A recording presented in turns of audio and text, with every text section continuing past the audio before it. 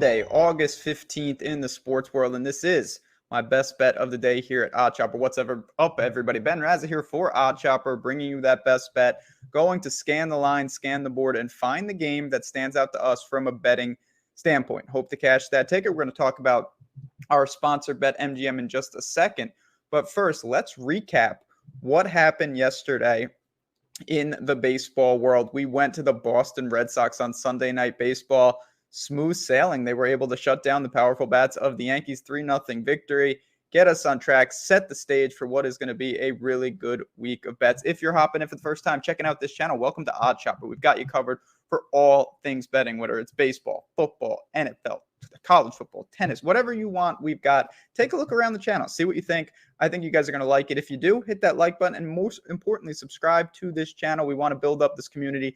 A lot of really exciting things here, including the best bet of the day, which I'm going to get to in just a second. We're going to baseball, but I want to say, why not combine it with a risk-free bet over at BetMGM? Promo code BensBet. Use the link in this description. All it is, if you're a new user, sign up. You deposit money up to $1,000. You're going to get that risk-free bet.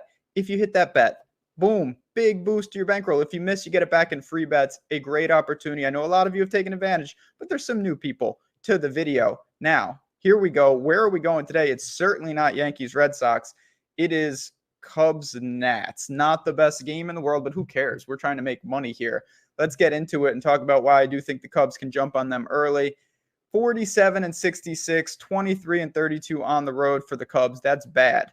You know what's worse? The Nats, 38-78, and they're 18-42 at home. They just lost 2 of 3 at home to the Padres.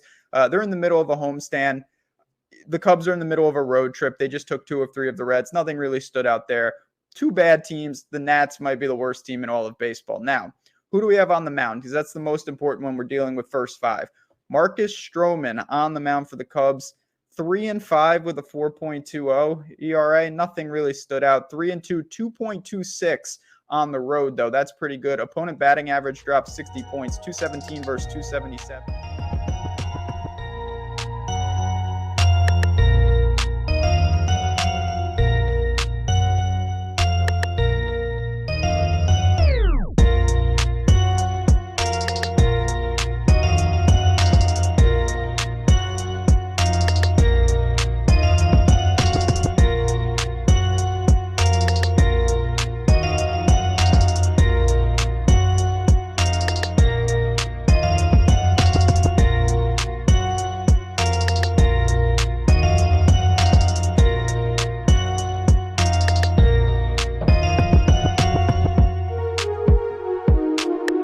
Yeah, I was thinking about it yesterday while I was walking the dog, and it's just, I feel like I always catch better when, and like one of the most valuable things you can do is find that low on mid-range pitcher that, you know, doesn't necessarily explode, but gives you that comparable start when the 10K guys are, you know, just giving you a good start, not a killer. Sure. I usually end up with that with like the second guy for me, where like he's the guy that I don't get to, and then it's this wide net of like 5%ers. Yeah. I'm always trying to slice some ownership off those top guys and spread it out. Especially, I mean, you know, considering if it's good slate. Like today, there's a fair amount of good pitching. Yeah.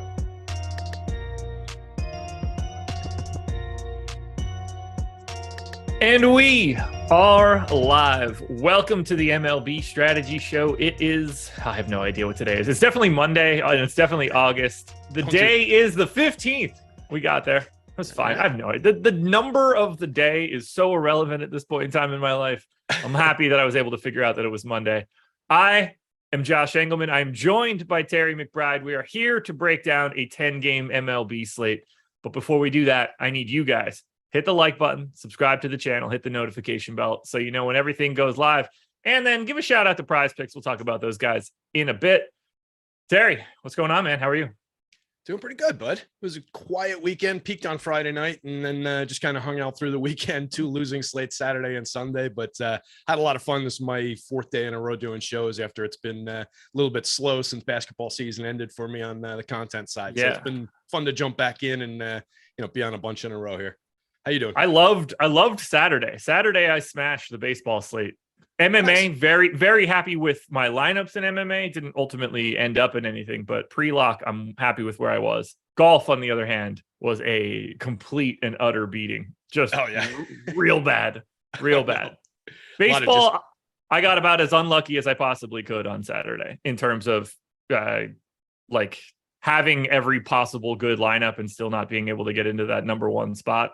That's where I ended up on Saturday. I was saying it on yesterday's show. I felt like I had an awesome show on Saturday where just like everything I said happened, like, went fairly well, came through, and I just didn't manage to put it together in my own lineups and just, lost money. It's a frustrating night, but then we had somebody jump in chat, say that they took down the 25K on FanDuel, and it's like, love seeing that when we don't win, so. 16 top 1%ers on Saturday with another 13 at 2 and 10 at 3. I had all the bullets in the world. Yeah. Seriously. It was probably the best baseball slate that I've had this season. 61 in the top 10%. Oh, wow.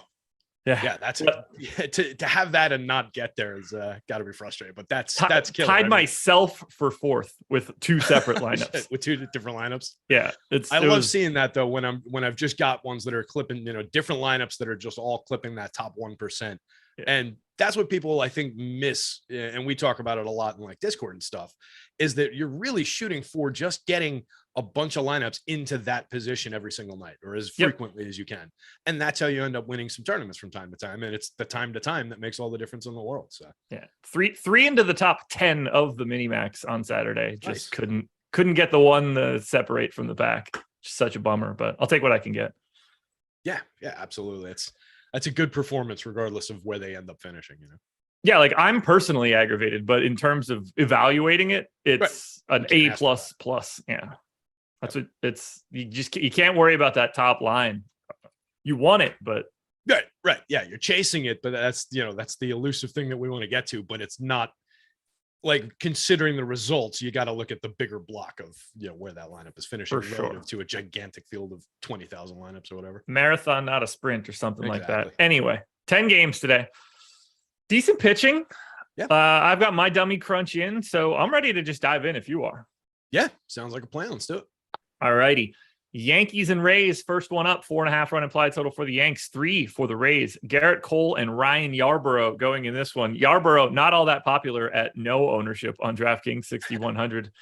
Taking on the Yankees is not exactly a great day for your day job. No. Garrett Cole going for the Yanks, however, 54% owned on DraftKings at 10,100. That's actually the second most expensive price today. He's about $200 behind Ohtani. He is unquestionably the most owned pitcher on DK. And judging by the 41% next to his name on FanDuel, which I don't have the full list in front of me, I just have Cole in front of me, I assume he's number one as well at 11K.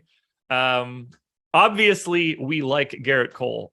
Talk to me about how he looks in this matchup.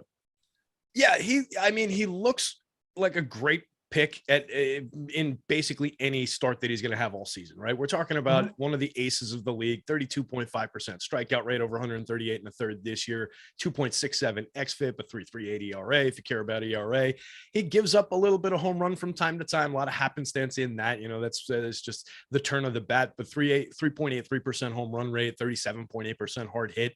We all know that Garrett Cole can get dinged for a couple runs from time to time, but we're chasing that big strikeout performance. And there's enough here going up against the Rays in a home start. The only thing I'm concerned with is the massive weight of ownership. There's half the field on him on both sites, basically. On FanDuel, to your point, yeah, he's 40 some odd percent at the top of the board. And then Ohtani is the next highest owned pitcher at 18.5. So he's basically doubling up Ohtani on the FanDuel slate for a bigger price. That's making a big difference. Ohtani's a full 1,000 cheaper on FanDuel, and he's half the ownership. To me, that seems like the more chaseable target. I'll have plenty of Garrett Cole, but I'll probably be more in the 20-25% range, which is where I like to cap my pitching on FanDuel anyway.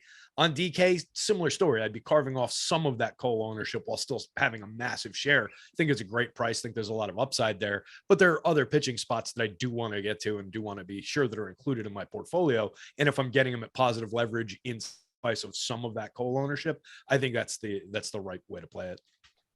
Right now, on my dummy crunch, he's in 90% of my lineups on DraftKings. That's a lot.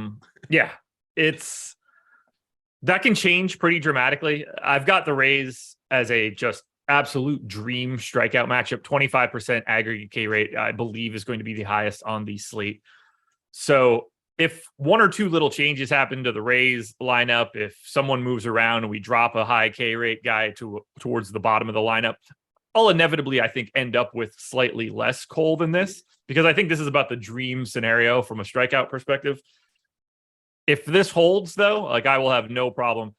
We mentioned it before the show started. I've got Garrett Cole by 5 fantasy points on DK over Ohtani right now. So I am just to close that gap is basically impossible, as best I could tell, just given the strikeout matchup, and then the opposite side of this one, the park for Ohtani and the matchup for Ohtani, not as good from a strikeout perspective. So I'm just jamming Garrett Cole again. Let's hope that he doesn't give up 9 runs in the first inning. Right. And I don't think that's a mistake, to clarify. It's just the way that I tend to approach slates is to carve off some of that ownership, but overloading on the ownership and playing it the other way and getting beyond the field even, or at least having them around the field, is perfectly fine. And to your point, 24.4% strikeout rate for the active roster for the year against righties is 25th in baseball for the Rays. And then everything else they do is middle of the league. 2.74% home run rate is 20th. 105 WRC plus is exactly middle of the league at 15th. 156 ISO. So they're very, very average this season in terms of creating runs and power. Any Ryan Yarbrough for you? I don't think so. 0.5% owned on both sites. 6,100. He's one of those value guys on DK, but he's 16.1% strikeout rate this year. He was 17.9% over 155 innings last year. I think we can find upside in some other cheap pitchers probably on this slate. So I don't think so. No need to tangle with the lefty in Yankee Stadium here. Let's talk a little bit about Yankees bats. 9th in our top stack tool. 8th in ownership. Both of those numbers are the same. 6% top stack odds, 6% aggregate ownership. I actually have them a little bit higher in terms of top stack, but nothing all that different. We've got Aaron Judge pulling 19% ownership on DK. No one else is above 9. On the FanDuel side, it's Judge and Josh Donaldson pulling basically all of the ownership. I will happily get to some Yankees here. Run total looks fine. Park's great for homers, and they're really good at baseball. Yeah, they're pretty good. There's a lot of bats that I like to get to, obviously, in that lineup, in addition to being a homer. I just think it's a very good lineup that functions. And now they're kind of cheap up and down because they haven't been that great in the last month and change. They're missing Giancarlo Stanton. They've had some changes, some turnover in the lineup. So, yeah, you can weave in and out of the popularity of Judge and Donaldson, string together Anthony Rizzo at 3% owned. It's one of those spots where I talk about it a lot. Lefty-lefty. People run screaming from lefty-lefty matchups. Anthony Rizzo has no problem handling a lefty like Ryan Yarbrough. So I'm happy to get to shares of Rizzo if he's in the lineup. DJ up top, Glaber, Andrew Benintendi, same story with the lefty. I don't really care. So at least 1 through 6, you can roster this lineup. And then you've got your Hicks, IKF, Trevino, or Higashioka, depending on who's catching. That part of the lineup gets a little dicey. If you're building a lot of stacks, I wouldn't necessarily skip those guys, though. IKF is the guy I would probably sacrifice the fastest out of those guys. He's not really much of a fantasy asset, but the other guys can go, either catcher or Hicks can be a value spot from time to time. So if you're building a dozen or 20 Yankees stacks, then sure. But I think that would maybe be a little bit aggressive. They're kind of middle of the road projection wise and power upside wise for me today too. So I'm seeing them kind of like the sites rankings are. All righty. Let's see. Do I have anything I want to say for the Yankees? Right now I have 8% raise hedge stacks against your Cole ownership. I am certainly not. Not a lot of spots to get raise hedge stacks when you have 90% Cole. Yeah, that's true. Eventually you get priced out. I had 8% aggregate Yankees, so a bit over the field, 10% of my 5- and 4-man stacks. So I do like getting to New York. I have what looks like 1 3-man Rays stack, and that was it that showed up. So I can't advocate for the Rays. Do you like the idea of going there on the opposite side of the Cole ownership? Not really. Like I said, it's not a great lineup. It's decidedly middle of the road. We are in a good home run park. They're a team that can flash power from time to time. It might be a spot where I grab a couple of like 3-mans like that. And I've just got some shares of like Orosorena, G-Man, and whoever else ends up in there, maybe some Luke Raley, some of the guys who have a little bit of power. Raley's an interesting bat at just dead minimum on both sites. He's got some pop in that bat. He's showing through a little bit in my home run model, maybe batting 5th or 6th today. But it's not a good lineup, not one I would really chase. So it would be a couple of shares at most. All right. Let's move it on to game number 2. Nats and Cubs, 3.7 run implied total for the Nats, 4.4 for the Cubs. Josiah Gray and Marcus Stroman, both guys pulling a little bit of ownership. Josiah Gray is 14% owned on DK at 7,900, actually pulling a little bit of love on FanDuel at 8,900. Marcus Stroman, 7% owned at 7,200 on DK. Nice matchup against the Nats because they stink, but 8,400 on FanDuel, not a lot of love there. I'm actually quite light on both of these guys. I assume it's because they actually are getting some ownership, but I essentially don't have Gray or Stroman, at least not at any level where it'd be worth talking about them. Do you see Gray or Stroman differently? Matchup wise, I could see either side of this coming through, and I like the pricing, and the ownership is at least playable. I mean, I don't really have too much issue. I've got Gray the last time I updated at 5.6 on FanDuel for the 8,900. I don't actually love his price on FanDuel. I wish it was a little bit lower. So I don't mind that with his strikeout upside, but he's also a guy, if I go for every share of Gray I have, I would probably grab a share of Cubby stacks because they're coming through big time for power for me. He's a targetable power spot, 6.02% home run rate over the course of the season. That's over 112 and a third at this point, but he's also got a 26.3% strikeout rate going up against a team that does strike out against right-handed pitching. So I think there's upside for the Gray side of it. Cubby's 24.4% strikeout rate against righties. So that's matching what the Rays have in 25th. So I think that's targetable. But again, it's a spot where I would just kind of both sides it and grab some of the home run upside because there's a bunch of guys over 10 in my model for home run power. Stroman on the other side, lower strikeout rate guy, but he's having a nice season, 22.8% strikeout rate, a 3.31 xFIP. There's good reason to throw him at a Nationals team that is pretty inept at creating runs. Washington against righties this year, 86 WRC plus, so 14% worse than average creating runs against righties. That's 28th out of 30 teams. So you can throw Marcus Stroman at a team like that, hope that he finds a few additional strikeouts. I don't love him at 84 on FanDuel, but I think for 72 on DK, that's a better price, a better spot. So that might be where you grab some shares of Stroman. I think Gray's got upside on both sites, but I don't love that he's around 15% owned on DK. So it's just one of those spots where you don't necessarily need to go there, but it wouldn't surprise me to see a little bit of an upside start out of either one of these guys. Yeah, like I've got Joe Ryan projected ahead of him, $600 cheaper. So that's just block. If Gray's getting the ownership, he's basically just immediately getting blocked off by Joe Ryan for me. I've got Gray about 1.5 higher than both Stroman and Ryan, who are both basically tied in my model. There we go. All three of those guys are like clumped right together, right below the 5 pitchers that you'd really want to go to.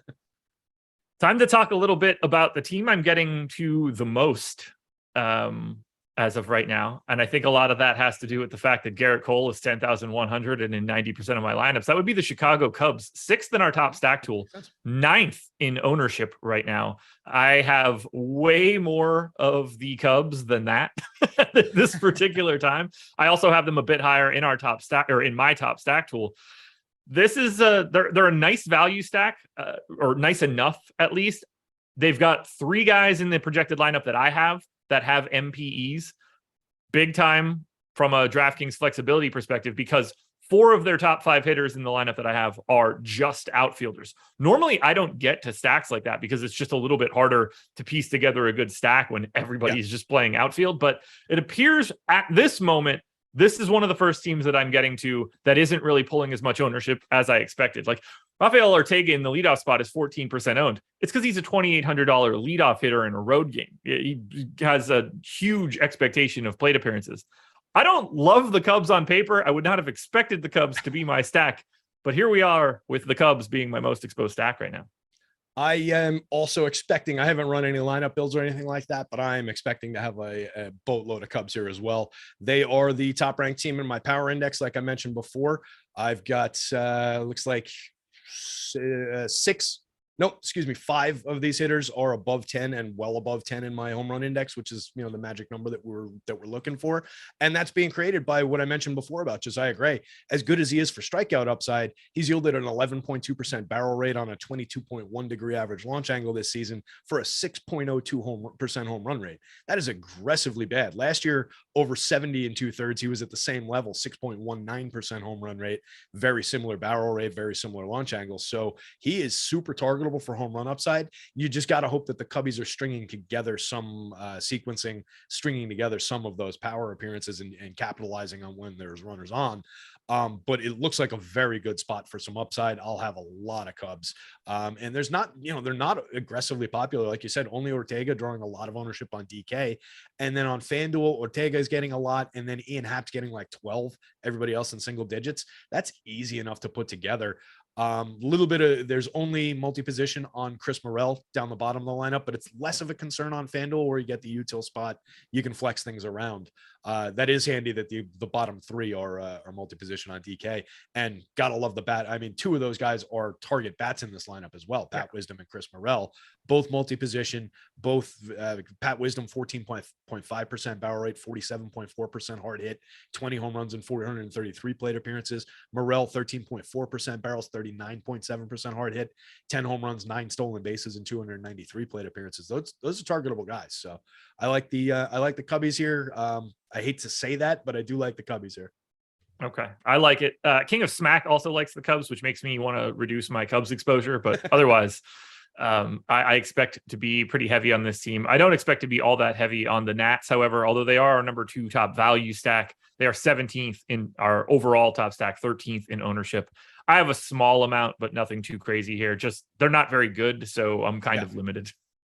Yeah, I might end up with a few shares of like Nelson, maybe some Yadiel Hernandez. They tend to trickle in more as like one-offs for when I need a super cheap one-off. Maybe they'll get into 1 or 2 lineups, but not a target spot for me. If I get no Nats, I won't be disappointed. All righty.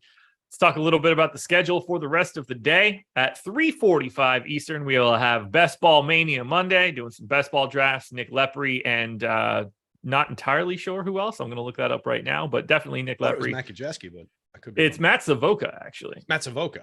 Yes, you got your Matt right. Wrong Matt. My Mats. It was early. I hadn't had my coffee or my THC yet.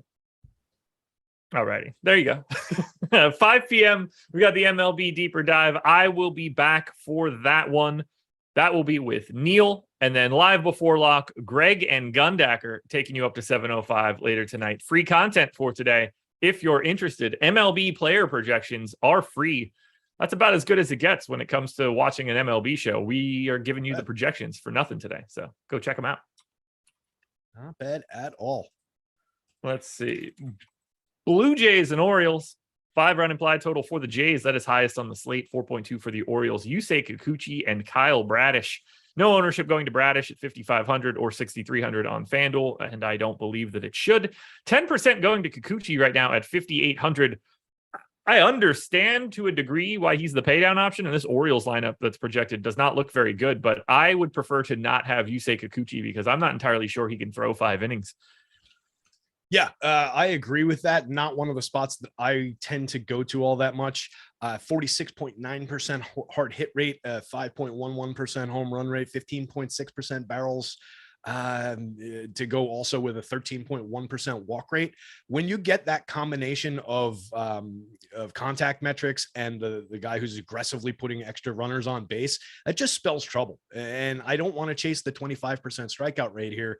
It's a good matchup technically for strikeouts for him. He's got a 25% strikeout rate. The Orioles strike out 25.5% of the time against lefties, 27th in baseball on the split. I just don't trust him at all. 5,800, you don't really need to trust him on DK. You can just throw a couple value shares in there, but I don't think we need to chase value.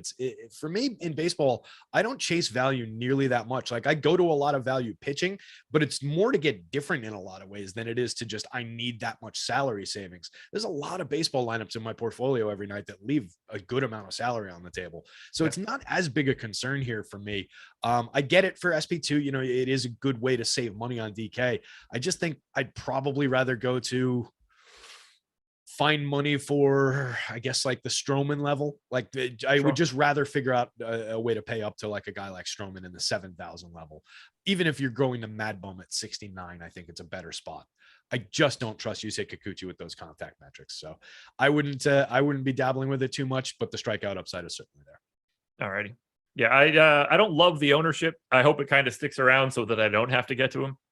And he's the type of guy that I need today, given the amount of coal that I have. So I would really prefer him to just keep the ownership and for me to just skip it. Yeah, if you're going to like the overwhelming amount of Cole, then I guess it does make sense. Helps you pay for a lot of bats and get away from maybe some of those super cheap, like having to go to the Nats or somebody like that as a stack to pair with Cole. So I guess it helps in that regard. Even like Glenn Otto projects out higher than this guy. He's going up against the Athletics. I think that's a better spot. As bad as Glenn Otto is, the Athletics are that much worse than the Orioles that I think that might be a better spot for your 5,600. There's not a lot of daylight between the two, but I've got them slightly higher. I've got Otto 0.5 of a point shy of Kikuchi. He's also $200 cheaper and not owned. So I will ultimately likely end up with more Otto than Kikuchi. I'm expecting to not have too much at the bottom. Yeah, Glenn Otto, not who you want to be putting into your lineups. Like, I did not think I'd be recommending Glenn Otto for anything when I woke up this morning. I would recommend the Blue Jays bats, though. Well, let me be clear. I will recommend that they are an incredibly good stack today. They are number one in our top stack. They're number one in mine. They're number two in ownership, which is causing me a little bit of a problem. I'm slightly light on the Blue Jays because everybody is already there. We've got heavy ownership on FanDuel, particularly to Vlad Guerrero and Alejandro Kirk, both over 20%. Kirk gets to 18% on DK. So be aware of the kind of lineup you're building. They are clearly one of the best stacks for today. I just don't know how much I get in large field GPPs. Yeah, that's going to be the tricky spot. And this ownership, I don't think is going to come down. I expect it'll probably go up, if anything, as we get toward lock. A lot of people are going to be targeting Kyle Bradish here. I'm seeing plenty of power. They rank second for the full lineup in my power index, but their top six ranks first overall. Their top six outpaces the Cubbies' top six. So you got to love the bats here. Even without George Springer in the lineup, you still get Lourdes Gurriel, Vladdy Guerrero, Alejandro Kirk, Oscar Hernandez, Bo Bichette.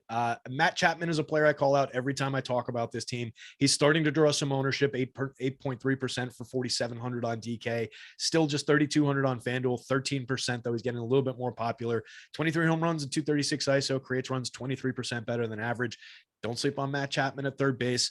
And then the bottom end of the lineup thins out in terms of ownership a little bit around like Raimel Tapia. Whit Merrifield, certainly very low owned for his talents overall. Not a great year for Whit, 241, 290, 346, 16 stolen bases, 6 home runs, and 445 plate appearances. But we've seen him be a much, much better player than that over time. And he can deliver in any given game, especially against a pitcher like this for fantasy purposes. Kevin Biggio, similar story down at the bottom of the lineup, has talent, has upside, just has not really delivered in the overall. So from basically 1 through 9, I think you can target stacks here. And those guys at the bottom do help you thin out price, help you thin out some of the ownership concerns. That said, I don't think Kyle Bradish is necessarily terrible. 22.5% strikeouts, a 3.88 xFIP. His problem lies in putting too many guys on base. There's some BABIP in there because he's only walking 8.4%, but he's got a 1.62 whip. So he's suffering from some BABIP there, suffering from allowing too much hard hit and an aggressive home run rate. I'm not saying go to Kyle Bradish by any means. Don't roster this guy. But if he just has one of those games where the Jays put up, 4 or 5 runs, maybe hit 1 home run and don't have the massive fantasy game, it wouldn't totally shock me. So with that in combination with their popularity, I'm probably going to be undercutting Jays to the field. Okay. And I can also agree with that statement. At this moment, they are my biggest fade. I don't really feel great about that, but I am getting to other offenses that are really, really good with no ownership, and we will talk about them in a bit. I'm getting to the Orioles on the opposite side of this one. One, very happy to target against Kikuchi. I don't love this particular iteration of the Orioles lineup. We'll see if it improves as we get closer to lock. They're 6th in our top stack odds on DK, 12th in ownership. There's a gap here. I agree with their top stack odds. I am well over the field on the Orioles. 8% aggregate ownership for Baltimore right now at that 5% mark. They're making up even more from a stack perspective. I'm getting to Baltimore for the value here. They are 8th in our top value metric as well. I can see it. Everything that I said about Kikuchi is very, very targetable. There's massive home run upside available in this guy. He gives up plenty of walks. He gives up enough contact that they can exploit it in terms of your batted ball metrics. So if they get bat on ball, and he is, again, they strike out 25% of the time against lefties. He strikes people out at a 25% clip. So if they manage to get bat on ball, there's a good chance that it travels I would be targeting around like Adley Rutschman, Anthony Santander, Austin Hayes. Jorge Mateo has come through a decent amount of the time this season. He's not a good hitter. He's only getting on base at a 280 clip, but he's stolen 27 bases. He's hit 11 home runs. And he's got a frisky enough bat that he's interesting for no ownership and a decent price at shortstop, a key position down from the bottom of that lineup. There are bats that I don't love going to, like your Tyler Nevins, your Rougned Odors of the world in this lineup. The Chirino's part of it.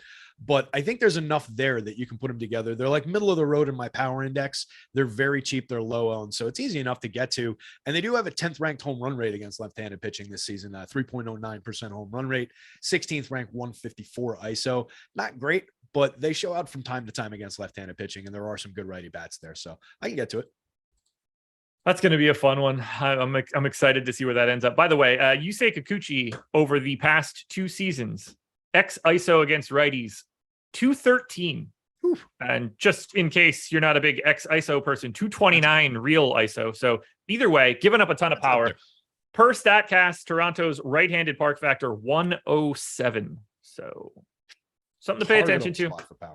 Something to pay attention to is all. It could be a good source, honestly, if you're going to the Orioles side of things. Could be a good source of one-offs. You're just looking at one-offs for like Santander, Rutschman, Austin Hayes. Yeah, at least those 3 hitters. For some individual power to buy, for sure. Yeah. Anything else in this game? No, I think we covered that one top to bottom.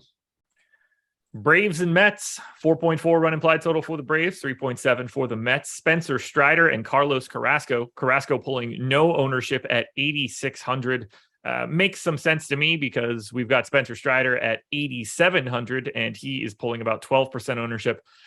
For the past couple of weeks, if I would have got Strider at 8,700, I assumed that I would have just gotten a ton. But when you get to face the Mets, who are a great offense and don't strike out all that often, I think Strider is basically appropriately owned at about 12% on DK. At 10,200 on FanDuel, that strikes me as a pretty tough sell. So I see it maybe the other way. I think his popularity might go up a little bit at 8,700 on DK, just on name brand, on strikeout upside, with people not really thinking about the matchup in, in terms of the general public. That's a cheap enough spot, and he's got a little name recognition now for what he's done. So where he's more expensive and you've got to pay through the nose to get him at super low popularity, I might like that a little bit better as a target. But this is just probably not the spot to go to Spencer Strider. He's my guy. I mean, I've rostered every single time out this season. I paid like a third of my fab budget in season long in the Dynasty League to pick him up when he got called up, and he's done nothing but deliver.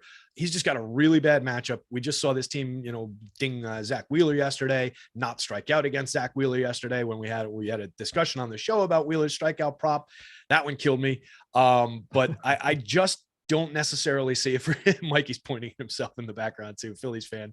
But I just don't necessarily see the upside for Strider. And there's also the concern, 9.4% walk rate. He's going to be giving them some extra opportunities. He hasn't allowed much in terms of home runs or hard hit or anything like that. 2.41 xFIP. He's been excellent, but I kind of fear this Mets team a little bit for him. I fear the short start as well. There could be just one of those things where the Braves, winding down, gearing up for playoffs, might just short start him and keep some innings in that arm. So I could see a game where he just, even if he's going well, has a 5-inning start and doesn't really get us there. So little concerns. Brutal week for Strider too. I actually benched him this week, even though it's a 2-starter. He's got the Mets and the Astros this week.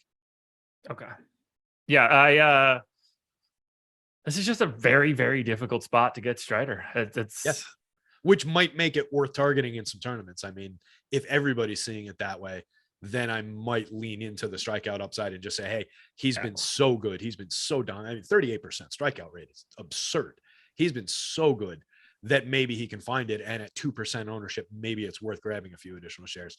I'll see how it comes out. It'll have a lot to do with where his ownership lands as we get closer to lock. I'll have a little bit of Carrasco, but he's also unowned, and it's basically the same sort of story. Obviously not as good of a strikeout option as Strider, and terrible matchup against Atlanta. Yeah. He's just a quality pitcher at 8,600 with no ownership. So I'm going to have a little bit. I have 8% right now, but I can't really just pitch anybody on that. Yeah, I agree with you, and I'll be there too, but I also don't want to sell it too hard to anybody out there.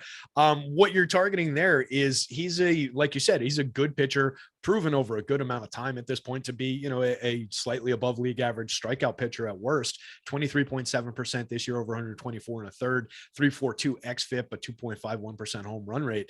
He could get through this lineup clean a few times over. And there is definitely strikeout upside available. The Braves against right-handed pitching, 25.7% strikeout rate.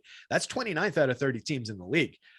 So targetable strikeout upside, but you're tangling with a deadly lineup. The other thing that the Braves do against righties, they've got a 199 ISO, second in baseball. They've got a 106 WRC plus, so 6% better than average, and a 4.36% home run rate, which is best in baseball against righties. So a lot of power coming back the other way, but it's one of those spots where I've been trying to find a good way to say it, but it's one of those spots where if Carrasco gets through 6 clean innings without having that power damage him, I do expect the strikeouts to be there. So it's a matter of whether he pitches cleanly more than whether or not he can strike out some of these Braves. I do think there's upside in that spot at no ownership and a fair price. I think it's a good spot to target for tournaments. One thing that I think is relatively easy to avoid is either one of these teams, although at least per the DK ownership, people are going to Atlanta, 6th in aggregate ownership. A lot of that going to Acuna, which isn't totally surprising, but still 6th in aggregate ownership. Even if you want to discount that a bit, they're still middle of the pack. I'm not getting to either one of these teams, small shares of Acuna, but this feels like a game where I don't really want to try to pick up the offenses. It's just too good at pitching. Yeah, I'm surprised people are targeting Carlos Carrasco that much. Like I said, like we both said, he's a good pitcher. He's done well this year. He's not allowing a ton of power. He's not allowing a ton of run creation. He's got a decent walk rate, 6.2, 1.28 whip. That's nobody that you really want to target. So I could see a good game for Carrasco on the other side, or just one of those games where it's a 4-3 ball game, potentially something like that, and just no major upside. And when you were saying that, I was thinking, all right, maybe there's, a lot of people going to like min-price Vaughn Grissom, cheap Michael Harris, but those guys at the bottom of the lineup, not drawing any real ownership. It's around the guys that you would want to get to up top. So if you're going there, maybe you weave some of those guys in and out of lineups to help offset some of the popularity. But yeah, surprisingly popular, not a target for me, really. All righty. And I don't have anything else to add about the Mets. I definitely don't want to target against Strider. Yeah, won't be a spot for me. If a few shares trickled in around the edges where I'm getting to like Pete Alonso, Francisco Lindor, Starling Marte, I won't take them out, but it won't be something that I aggressively force in either. 4.9 run implied total for the Twins, 3.7 for the Royals. Joe Ryan and Chris Bubich. I think we can skip any sort of conversation about Chris Bubich because Adam isn't on this show. Joe Ryan, on the other hand, 7,300 on DK, 9K on FanDuel. He's 10% owned on DraftKings. I like Joe Ryan the most of people in this area. I like Joe Ryan more than I like Alex Cobb, who is pulling 24% ownership on DraftKings right now. But at the same time, I'm mostly flat on all of these guys. So while I do like Ryan more, I think the 10%-ish ownership that he's getting feels about right. Yeah, that's probably about right. I like the spot on FanDuel where, again, you're paying a little bit more for him. So it's kicking some of that ownership off. Only 2.8% ownership on FanDuel. That's a spot I can attack. 23.4% strikeout rate. A 4.53 xFIP is not great, but developing young pitcher who's got strikeout upside here. I can see getting to some shares of Joe Ryan. I wish the price was... It's weird. I wish the price was a little bit lower, but that would drive up the ownership. So I'm not really sure what I want there. But I'll have some shares. Bubich, yeah, I'm not going to go there, but he has been a little bit better over his last handful of starts. There's an article on, I think, Yahoo featuring him and Mitch Keller talking about their last 5-6 starts each. For Bubich, 4.05 xFIP for whatever Fangraphs defines as the second half. That's over his last 24 2/3 innings. So he's been effective, but I'm not tangling with it. I would rather have the Twins on the other side. Apparently my number one tennis option for today is not playing very well. Oh, yikes. Oh boy. It's brutal. It's brutal. Let's talk about for playing tennis DFS, you degenerate. I don't even know the gender of the person that I'm most exposed to. And I don't mean that in like a funny 2022 way either. Right. Yeah. Literally men and women on both sides are playing and you don't know which one it is. No, all I know is it's not going well. Let's talk Twins bats. They are third in our top stack tool, number one in ownership at this moment. I had them fifth in my top stack tool, so it shouldn't surprise you at all to hear that I am under the field. This is another one of my stack fades for today, at least as of this moment. They are the second biggest fade I have behind the Blue Jays. Yeah, I think that makes some sense, particularly seeing some of the ownership numbers on the DK side. They're a little lighter on FanDuel.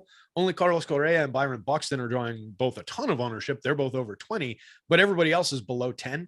Whereas on DK, the top 5 hitters are all over 10 into the mid-teens. So it's weird how they're differently owned, and it's relatively similar pricing, like relative to where the prices come down on each site. So not really sure the difference that the public is getting to there, but yeah, I think I would undercut it. They're coming up as a middle of the road option in my power index here. I haven't run any lineups yet, but it's probably one where I'll take it. It's one kind of like what I said about the Mets. Like I wouldn't chase them out of my pool of lineups, but I probably won't want too many of them. I'll take what I get around the edges, but if I see if I see them start coming up like crazy where I'm getting overwhelming amounts of Correa and Buxton, I probably would change that. But the other guys like the Jose Miranda, Jorge Polanco, not Gio Urshela necessarily, but that part of the lineup, Max Kepler down the bottom of the lineup, I could take some shares of those guys where they're a little bit lower owned. Bubic has been a little bit better, like I said, and he's not allowed a ton of power this year. 3.12% home run rate, not a ton of home runs, but he's targetable for hard hit, 45.1% hard hit, and he puts a lot of guys on base, 11.2% walk. So I get it. I understand the upside there for the Twins, but I'll probably be under the field. Okay. Yeah, like I agree with our top stack odds. We had them at 7.8% top stack on DraftKings. I had them at 7.2. Both of those numbers are significantly below the 11.5% ownership that is apparently coming into the Twins. I'm actually getting more of the Royals on the opposite side here. They're 13th in our top stack odds, but third as a top value team.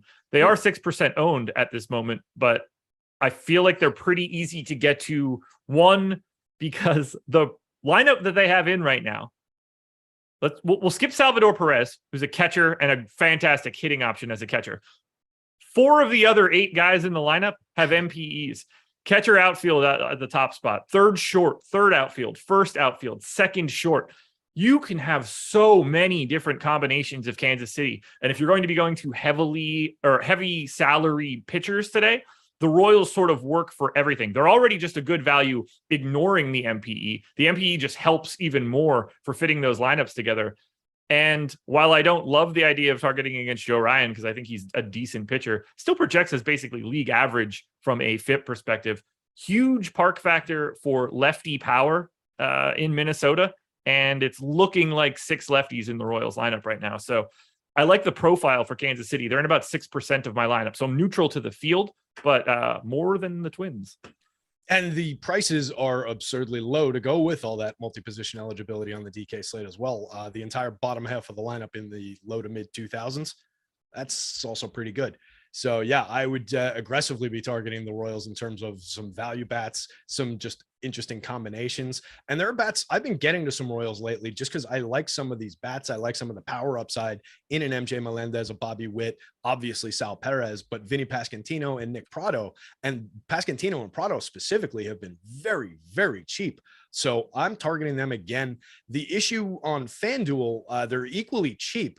But on FanDuel, you've got 2 catchers, 2 first baseman only guys. So the four catcher first baseman spots where it's only those options, no multi-position. Then you've got another first baseman outfielder in Hunter Dozier. So it's actually an opposite situation where it's kind of difficult to build in with some of you can't go with MJ, Sal, Pasquantino, and Prado all in the same lineup because those are 2 catchers and 2 first basemen. So that makes it a little bit more difficult to stack with this team. So it'll be interesting to see how these lineups come together. But there are some very interesting bats in there. I just wish that they position them differently. You want to talk a little bit about Prize Picks, the presenting sponsor of this show? Sure. Love those guys. Great sponsor. Big swag back there. There you go. I said this on the process show this morning. I'll say it again here. Before you do anything, just go watch Eric's Prize Pick video on our channel because he has been destroying Prize Picks all year. And if you want to tail anything, go ahead and tail what he's doing.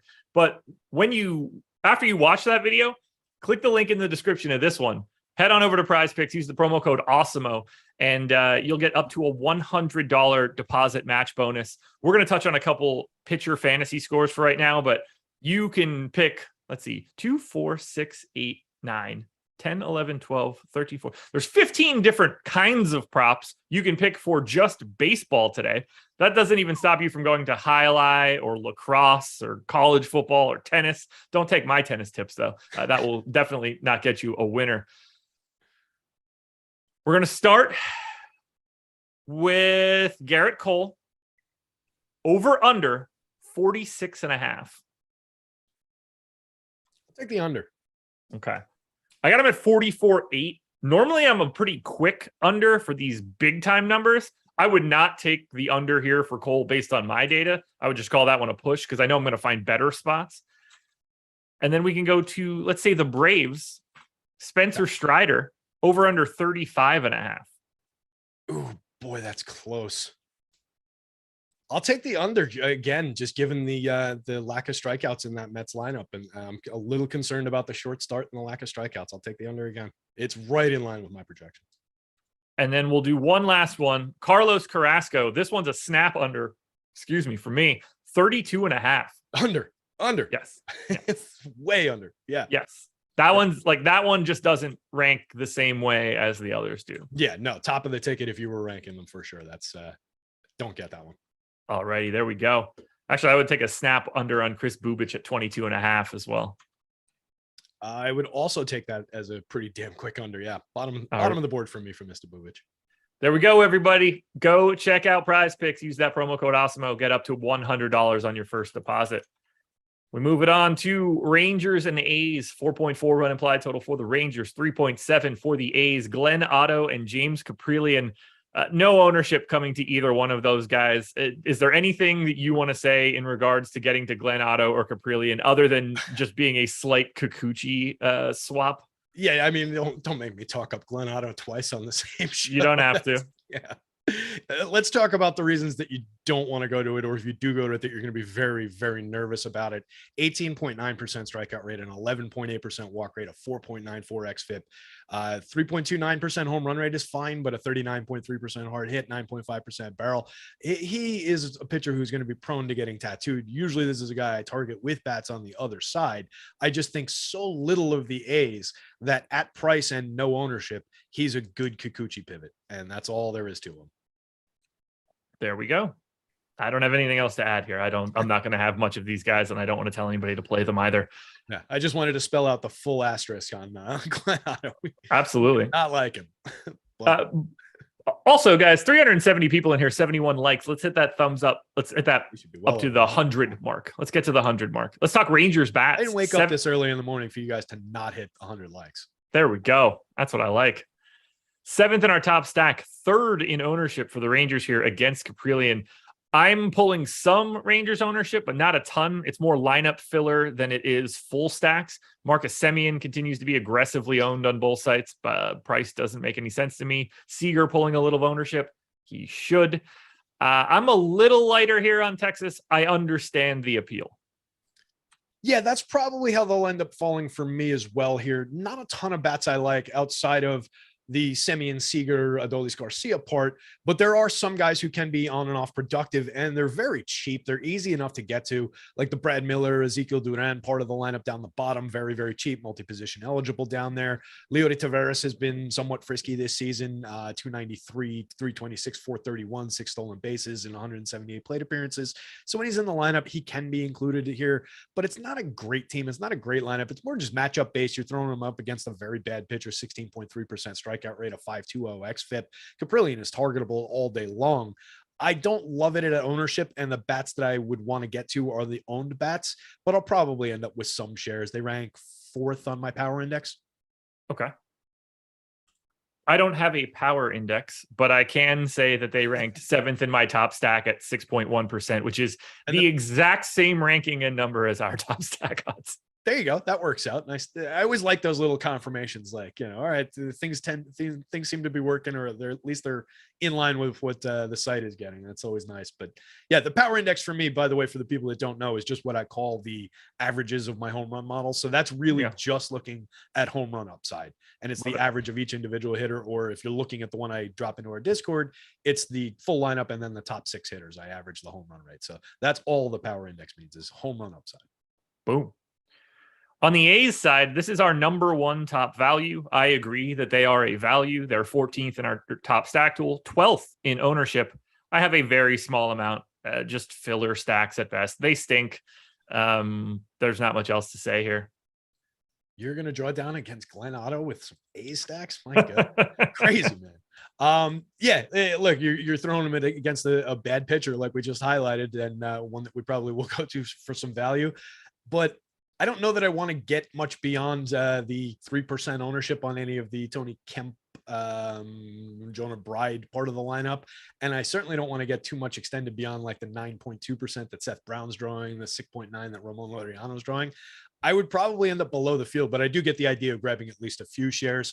And it's similar ownership wise on the FanDuel slate. Seth Brown all the way up at 14.5% for 2,700. I get it, but I don't really want it. All right. I don't have anything else here. Yep. All good. White Sox and Astros, 4.1 run implied total for the White Sox, 4.3 for the Astros. Johnny Cueto and Jose Urquidy. Neither guy pulling any ownership on any site, FanDuel or DraftKings, Cueto or Urquidy. I don't really have anything to advocate for either. I don't want the pitchers either. Yeah, not really. I respect the Astros lineup way too much to be advocating for Johnny Cueto here. And similar story with the White Sox. They have not performed to the level of the Astros, but I don't really need to tangle with the White Sox with Jose to get to Jose Urquidy. He's been good over the last month or so. He's lowered his ERA. He's been pitching a lot better, but still only an 18.9% strikeout rate for the season, over 119 and a third, 4.42x FIP. It wouldn't totally stun me if he came out and had an effective start. But for 8,500 on DK, 9,500 on FanDuel is definitely too much. I don't think we need to go there. There's other spots. I agree. Let's talk about one of those spots. That would be our number 2 stack on DraftKings, 5th in ownership. That is the Astros. This is one of the places that I'm getting to that isn't the Blue Jays or the Twins. Sure. They make up 7% of my aggregate exposure, but 15% of my main stacks, including very heavily on Altuve, Gurriel, Alvarez, Bregman, Tucker, which shouldn't be all that surprising to anyone. That's basically an all-star team. I really like Houston here against Cueto. I don't think Cueto is very good. Doesn't really miss enough bats. Isn't the same person he was a decade ago. So sign me up for some Astros at slightly less ownership than I would have expected. Like Alvarez and Tucker are getting 17 and 18%, and they should. Yeah, they absolutely should be getting that ownership. And they're two of the guys specifically that I've talked about the last couple of days where lefty people were going away from them. When they get a mediocre righty like a Johnny Cueto, their ownership, really spikes, but they're still really worth getting to, both over the magic number in my home run model. And then you get Altuve, Yuli Gurriel, Alex Bregman, all in the low single digits on DK. Fair ownership on FanDuel. Altuve creeping up over 10, but Gurriel and Bregman both under 5% or so. And then Trey Mancini hiding in the 6th spot in the projected lineup, 2.6% owned for 4,300 on DK, 0.6% owned for 3,000 on FanDuel. This is Trey Mancini. This is a fantastic power hitter. He's got 13 home runs on the season, 152 ISO, but he was playing in that stupid broken Orioles park all season. So he's been hitting the ball like crazy since coming to the Astros. So I like going to that spot. And then Pena, Mauricio Dubon down toward the bottom of the lineup. The only hitter I rarely get to on the FanDuel slate is Martin Maldonado, but I could even advocate for him on the DK side of things going up against Cueto here. And I think the ownership is going to be kept down a little bit around some of those hitters because people are looking at Johnny Cueto's 2.91 ERA and thinking like, oh, Cueto's good. Remembering the old Johnny Cueto, 4.22x FIP on the season, a 16.5% strikeout rate against a team that doesn't strike out, puts a ton of bat on ball, has a lot of good hard hit in the lineup. Please sign me up for some Astros. Sign me up for a little bit of White Sox, too. I'm not all that enamored with Urquidy. They are 12th in top stack, 10th in ownership. I have them in 6% of my lineups right now. So basically around the field. But someone like Yasmani Grandal pulling 1% ownership, I'll happily take him as even just a one-off catcher if I can get there. I like the park. I like the matchup. I have some White Sox. This is a game where I just want to have a bit of the hitting just in general. Yep, I've been going to the White Sox all season long, and eventually it's going to pay off for me. I'm going to keep going back to this team. They're too good. They haven't really delivered that big game for me yet. They're drawing a little bit of attention on the FanDuel slate. AJ Pollock 20%, Eloy 15%. Nobody else really drawing much attention at all, and that's because Pollock is 2,400 and Eloy is 2,700. Those are just much better players than those prices. So I get that ownership, and then it's easy enough to offset with John Moncada, Jose Abreu, Jasmine Granda, like you mentioned, and even the bottom end of the lineup, Andrew Vaughn, Gavin Sheets. I have no issues getting to them. Josh Harrison can be effective. Lurie is, take him or leave him kind of a guy. But there are bats 1 through 6, especially, that I like targeting here. And everybody well under 10% owned on the DK slate. Everybody is cheap on DK. Highest price, 4,600 for Abreu. They've got Eloy properly priced, I guess, at 44, but then everybody else below 4,000. That's an easy lineup to get to. And you can target Jose Urquidy. Like I mentioned, he's been a little bit better over the last month or so, lowering his ERA, but still not a lot of strikeouts, plenty of contact, 42.5% hard hit, a 4.02% home run rate. You can find some power here for the White Sox. So I like that stack a lot. Both sides are for me in terms of the offenses. Anything else in this game? Eloy leading the home run upside on the White Sox side of things, but some nice power numbers over there too. What else is nice? Using the promo code MLB Strategy Show, one gigantic word, all caps, smush them all together, take the spaces out, so that you can get 1 week of Stokastic Plus Platinum for 50% off. It's a great deal. We're offering tons of different sports that you could go check out. I'm just going to read off the top banner of the screen so that I can remember what we even have. NFL is here. It's preseason time. If you're interested in NFL preseason, that's behind the paywall. Baseball, obviously, that's all behind the paywall. PGA, you get projections, ownership, top golfers tool. That's all there. Whatever auto racing is going on would be available. Whether that exists right now or not, I don't have a clue. But when it does exist, we do have it. MMA this Saturday, giant pay-per-view in the UFC. If you want to participate in that one, go ahead and get behind the paywall. 50% off. Again, MLB Strategy Show is the promo code. You see it on the screen. Tennis. I have been playing some tennis as of late. That is behind the paywall. Soccer behind the paywall. We have so much stuff. It's crazy. Come check it all out right now using that promo code MLB Strategy Show. Not too bad. Have you been playing any preseason football? I will not play a single contest of preseason. They could give me a ticket to the highest dollar contest they've ever ran, and I might not get into it. Just sit in your account. I would not notice. I got sucked into the first slate. I don't usually play preseason football either, but I had done a show and then I was just hanging around. I had YouTube still up, and Lofty and Gajeski started talking, and just Matt, I keep mentioning it on show. He's just so goddamn deep with this knowledge on guys that are not football players, are not professional football players that are just on these rosters. And he's like, oh yeah, that guy will see, 15 snaps. He's been running with this. He's been doing that. He's like, he knows their colleges. It's unreal how deep he goes and the info that he provides. So I got sucked into playing that slate, and it went all right. But yeah, I encourage anybody interested in preseason football to jump in behind the paywall and check out some of that info. It's Gajeski's killing it. That I agree with. If you like football, by all means, sign up at Stokastic using that promo code that I gave before and use the stuff that we have. It's great. I just barely want to play real football. So right. Yeah, it's basically just the prize pools that keep me engaged with football these days. I find this sport is downright unwatchable these days. Brewers and Dodgers. We're about to talk about my second favorite stack today. 3.4 run implied total for the Brewers, 4.4 for the Dodgers. Freddie Peralta and Julio Urias. Peralta 2% owned, Urias 11% owned. He's 9,600. I think both guys are basically appropriately owned. I don't love the idea of targeting the Brewers. They're good, not great. I think Urias is probably a little overpriced here. Nothing too crazy. So like he's 11% owned. I completely agree with that number. And Peralta, I just don't think is one available to go as deep into this game as you would really want him to do. And two, it's the Dodgers. Yeah. For those two reasons, I'm probably going to just pull Freddie Peralta from my player pool. I just don't expect the innings. He's been like 50, 60 pitches his first two starts back from the IL. I just don't see the depth, and it's the Dodgers. So good pitcher. There's certainly upside against other teams. Over 47 in the third and 10 starts split between the beginning and August, beginning of the year in August.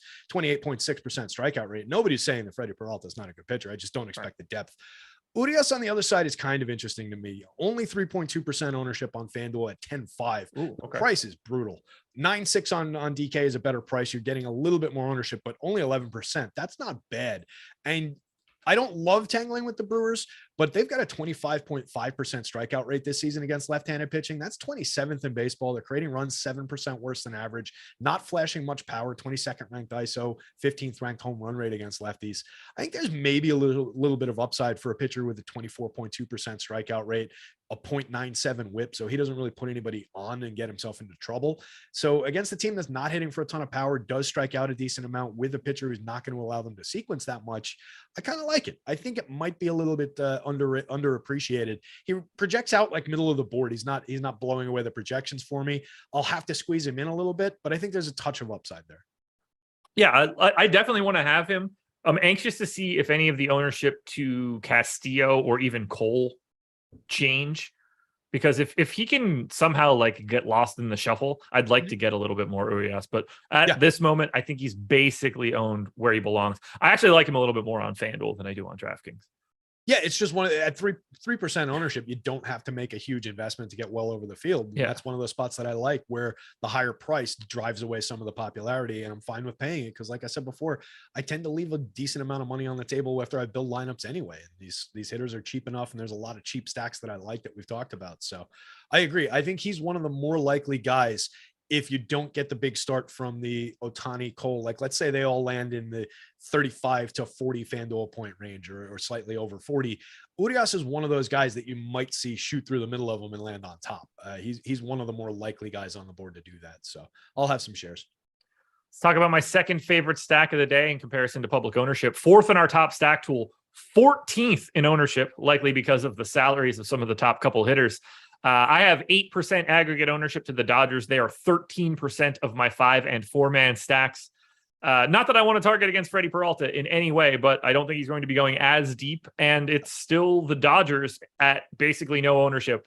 I love the Dodgers here. Yeah, love getting the Dodgers bets.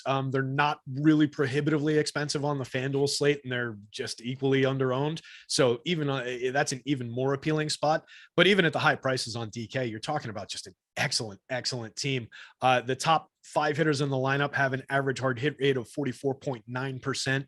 They've got a ton of power. They've got speed in the lineup. There's nothing not to like about the Dodgers from top to bottom in basically any configuration of their lineup. Like if you get the Hanser Alberto nights, maybe you can skip him, but I still play Joey Gallo in this lineup. I still play Cody Bellinger in this lineup. I chase that upside. They help offset ownership when these guys are too popular, but tonight you don't even need to do it. Everybody under 5% on DK, everybody under 5% on FanDuel. It's easy to get the Dodgers here. Some multi-position, like it a lot. Love them. They're the team that I'm second most over the field on, behind the Cubs, who I talked about earlier, and then the Orioles would be third. Those are the 3 biggest stands that I'm taking in terms of Cubs have 5% aggregate ownership. I'm triple that. That's this moment. 2.5 times the Orioles, 4 times the Dodgers. Those are the 3 big stands that I'm taking for today. Yeah, and look, you get a ton of Dodgers and 2 god-awful baseball teams, but that'll be fun. That's how we have to play these things sometimes, and I'll be right there with you, at least on the Cubbies. I know I'll have a ton of Cubs, and I expect I'll have a lot of Dodgers relative to the field. 19th in top stack, 19th in ownership. Do you like the Brewers at all? No, not really. They're not showing all that much to me. I might grab some one-off spots around the righty power bats who flash against lefties in splits like Hunter Renfroe, Mike Brasso. You get some home run upside out of those guys, but even them, it's not really coming through in my model here. Urias is just very good at limiting hard hit, 29.2% hard hit over 122 2/3 this year, 6.8% barrel rate. He allows some launch angle. He allows fly balls, but they don't get out of the yard all that frequently, 3.10% home run rate, average exit velocity of just 86.6 miles an hour. So he tends to keep the ball in the yard. I don't really see a ton of upside in the Brewers. There we go. 2 more to go here. And don't get the sense we're talking a lot about offense in this next one. The Angels and Mariners, 3.3 run implied total for the Angels, 3.2 for the Mariners. Shohei Ohtani and Luis Castillo. Both guys pulling basically the same ownership on DraftKings in and around, let's just say 25% right now. DK or FanDuel is a little bit different, where Castillo is 11,200, still getting a little bit of love. Ohtani, $1,200 cheaper than that, getting 18% ownership. I'll let you touch on the FanDuel side of this one, but I think it's pretty easy to just say Ohtani looks good, Castillo looks good. I think both of their ownerships on DraftKings are very reasonable and what they should be. I prefer Cole to both guys, but these are the two of the three best pitching options of the day, in my opinion. Absolutely agreed on that part of it. I don't really understand where FanDuel got Ohtani's price relative to Garrett Cole, Spencer Strider, Luis Castillo, and Julio Urias, all of whom are significantly more expensive than him. That doesn't really jibe for me. You know, the Mariners, middle of the road kind of a team, 111 innings and a 35.2% strikeout rate with a 2.38 xFIP for Ohtani this season. Not sure what I'm missing there, but I'm happy that they discounted him. I'll probably end up around the field's number between, you know, somewhere between 15 and 20% feels about right. I'll be around the field on Ohtani. I'll be above the field on Castillo, even though I'm paying 11.2 for him. I can double that ownership number as, you know, 5-6% ownership. I can double that up easy enough. I love targeting the Angels here. I don't think much of this lineup whatsoever. Plenty of strikeout upside for them. 26.1% strikeout rate, a 3.37 xFIP, a 1.04 whip, just a 1.99% home run rate for him this season. Doesn't allow a ton of hard hit, so he can mitigate any power that might be lingering in that Angels lineup. I love the spot for Luis Castillo. I think he's a great buy at 9,200. He should probably be more popular in this matchup at that price on DK. So I'd probably end up over the field on him on DK as well. Think it makes sense. To me, the Angels are completely unplayable as a stack since you can't have Ohtani. And I think the Mariners are largely unplayable as well because they face Ohtani. Yeah, agreed. I could see maybe a couple stacks of Mariners just because of how they're priced, particularly on FanDuel. Just everybody's very cheap. And there are some good bats, especially with Mitch Haniger back in the lineup. So I could see maybe a few stacks of like Julio Rodriguez, Mitch Haniger, Jesse Winker, Eugenio Suarez creeping in as a 4-man for me. But it's just a price and ownership play. I don't expect much from them against Ohtani here. It would be very, very limited. I like the pitching a lot better than I like the hitting in this game. All righty. Final game. Giants and Diamondbacks, 93 likes, guys. 7 more. Let's get up over 100. 4.4 run implied total for the Giants, 3.3 for the Diamondbacks. Alex Cobb and Madison Bumgarner. No one's rostering Bumgarner, and they shouldn't. Nope. Alex Cobb, on the other hand, is very rostered on DK. 24% ownership, in fact. 10% on FanDuel, where he's 9,300. 7K Alex Cobb is not popping for me the same way that he is for public ownership. In our top pitchers tool, I am half the top pitchers odds on Alex Cobb. I like him, but I don't like him at that ownership, and I am very light. I'm curious to see where you land on Cobb. Yeah, I mean, he's 7,000 on DK versus 9,300 on FanDuel. It's just another one of those spots where it's a very different play price-wise. Cobb's been good this year, 25.3% strikeout rate, a 2.83 xFIP, 1.29 whip, maybe a couple extra guys on base there, but he doesn't allow a ton of power. The Diamondbacks are very middle of the road, but they're not targeted, like they're not showing a ton of strikeout upside. 21.7% strikeout rate is dead in the middle of the league against right-handed pitching. They're 10th with a 163 ISO. They're 10th with a 3.11% home run rate. But they're 24th with an 8% below average WRC plus at 92. So they're just more bad at creating runs than they are an aggressively bad team for strikeouts or a team that doesn't hit for any power. There are a few power bats in here. We know, Christian Walker, 26 home runs this season, a couple guys over 10, Dalton Varsho at 16, a couple of decent ISOs in that lineup. So it's one of those spots. Cobb does project well, and he looks good, but it's more because he's projecting for a clean game and some innings rather than a major strikeout upside. And those are spots I don't love chasing. So I'll probably be below the field. 10%, maybe I'll be around the field on FanDuel because it's that offset from the price. On DK, I would probably end up below the field. But again, he does project out well. I get it. It makes some sense. I just don't like to chase the spots that aren't aggressively good strikeout spots when there's a lot of ownership on it. And I think this might be one of them. Strikeout prop on Cobb at Prize Picks is 5. I got him at 4.3. I do tend to be a little bit light on Cobb, so I think like I'm directionally accurate. If I gave him a slight boost, I'd be right where I needed to be. I do think it's interesting that Madison Bumgarner's strikeout prop is only a half strikeout behind that. That's definitely interesting. Significant difference. It's just basically 10 percentage points difference between their strikeout rates this season. Mad Bum 16.5% strikeout rate over 122 innings this year. That's kind of inexplicable. I'm very, very, very. This might be the most interesting piece of the day to me to see if Cobb's ownership comes down. If it does come down a little bit, gets under that 20% mark, then I'll probably get up into like that 10 to 15 range. But as of right now, he's becoming one of my bigger fades. I just haven't found him to be as necessary. It seems to me like I could pay up a little bit easier and get some higher end arms. Although clearly I do like the spot against like an Arizona team in San Francisco. I don't think Arizona is particularly good, but no. I'm light on Cobb at this moment. We'll see where that actually ends up. And I expect him to pitch. Like if he goes out and has a 7-inning game where he allows, 1 run, no runs, and just, finds 5-6 strikeouts, I wouldn't be shocked by it by any means whatsoever. But I don't think he's got the 10-12 strikeout upside of a Luis Castillo, of a Garrett Cole, of a Shohei Ohtani. Like he's most likely not getting to that level. So it's just one of those ones where he projects out around what I think his ceiling probably is. From a bats perspective, we aren't going to talk about the Diamondbacks, it doesn't appear, unless you want to get on the opposite side of the Cobb ownership. But at the same time, I don't love the park for that kind of play. The Giants, however, 4th in ownership on DraftKings right now, 10th in our top stack. They are 4th in top value. I will say this was my number 1 value stack when I ran my stuff. But at the same time, I hate getting the Giants just in general. And as of right now, I'm not really getting them. And that's not because of any manual manipulation. So I feel even better. Yeah, same here. I just don't really love going to this team with the way they mix and match late in ball games and chase those platoon splits. They're very easy to roster for the prices. There are some good bats that I like that are, most likely going to be playing for most of the game. So you can go there, but I would be well below the field, especially on DK where they're up into the 10-12 range up at the top. Actually, no, I'm sorry. They're higher on FanDuel. Austin Slater pushing 20%, Evan Longoria 20. Yeah. I don't need to be anywhere near that territory. If a few trickle in around the edges, that's fine because they're very, very cheap, but definitely don't need to be that. Even with the matchup against Mad Bum here, I don't really see it. Not a spot for me. All right, let's sum it up. Favorite pitchers for today? Shohei Ohtani, Garrett Cole, Luis Castillo, probably top 3. And then Julio Urias as a potentially sneaky guy.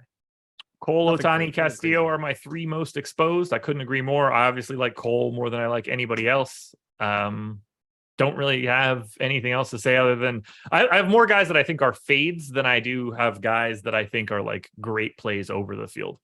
Yeah, I agree with that. Actually, there are just a bunch of spots that you can go away from, and hopefully the field starts to forget about things like Freddie Peralta's pitch count and he picks up some ownership, or they go to more Carlos Carrasco against that lethal Braves lineup. So hopefully some of the ownership that we're seeing on some of the most targetable pitchers goes in other directions and they come down a little bit. But I'm not overly optimistic about that. Favorite stacks? Cubbies are definitely going to be up there, as uncomfortable as that may be. Love the Astros against Johnny Cueto there. Toronto certainly looks good against Kyle Bradish, although, like I said, he's sneakily a slightly better pitcher than he might seem like. And the Dodgers are a good spot.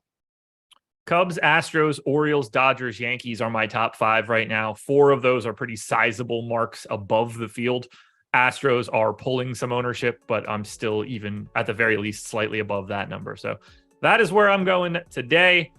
Deeper dive later today. I will be back for that one live before lock later today as well. So 2 more hours of baseball content to come. Thank you guys for joining us here. Thank you to Prize Picks for being the presenting sponsor. Good luck for everything you're doing tonight. We'll talk to you again later.